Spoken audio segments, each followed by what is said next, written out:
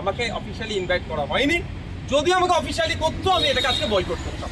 আমরা দেখতে পাচ্ছি যে বর্বরোচিত ঘটনা ঘটেছে। আমাদের কাছে একটা বড় চ্যালেঞ্জ, এটাকে ঐক্যবদ্ধ হয়ে এই চ্যালেঞ্জে প্রতিরোধ করতে হবে। আর যে ছবি কাশ্মীরের ঘটনায় সামনে আসছে যে ধর্ম বাছাই করে এভাবে মৃত্যু হলে সাম্প্রদায়িক সম্প্রীতি নষ্ট হতে পারে। তখন আমি এই বিষয়ে কয়েকটা কথা বলব। প্রথম কথা, যে ঘটনা ঘটেছে কাশ্মীরে, বিগত কয়েকটা বছরে কাশ্মীরে কিন্তু লাগাতার ট্যুরিস্ট যাওয়া শুরু করেছিল। কাশ্মীরের মানুষ অর্থনৈতিকভাবে স্বাবলম্বী হয়ে উঠছিল। আর যেখানে এই ঘটনা ঘটেছে সম্পূর্ণই পর্যটন বেশ, তাদের ট্যুরিস্ট বেশ তাদের জীবিকা।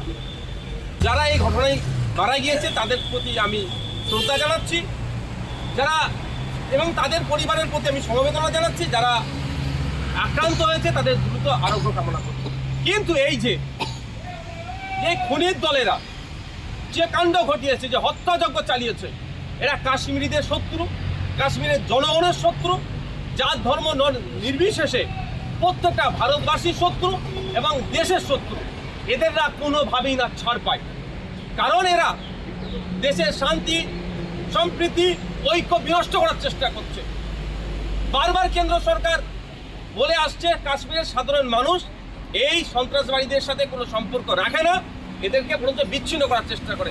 তাই এখন সময় এসেছে কাশ্মীরের সাধারণ মানুষকে সাথে নিয়ে, কাশ্মীরের শান্তিকামী মানুষকে সাথে নিয়ে এই সমস্ত যারা নরখাদক, যারা জঙ্গি কার্যকলাপ করে দেশের অভ্যন্তরীণ সমস্যা তৈরি করার চেষ্টা করছে, বিশ্বের দরবারে আমাদের দেশের সম্মানকে হেট করার চেষ্টা করছে, তাদের বিরুদ্ধে চূড়ান্ত পদক্ষেপ গ্রহণ করা দরকার এবং দৃষ্টান্তমূলক শাস্তির ব্যবস্থা করা দরকার।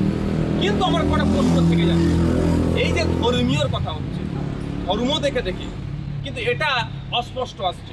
কারণ আমরা একটা জিনিস দেখলাম যে আপনাদের মতো মেইনস্ট্রিম মিডিয়া কিছু ইন্টারভিউ নিচ্ছিল, সেখানে বলছে যে এলোপাতাড়ি গুলি চালিয়েছে ঝোপঝাড় থেকে। এক নম্বর প্রশ্ন। দ্বিতীয় কথা,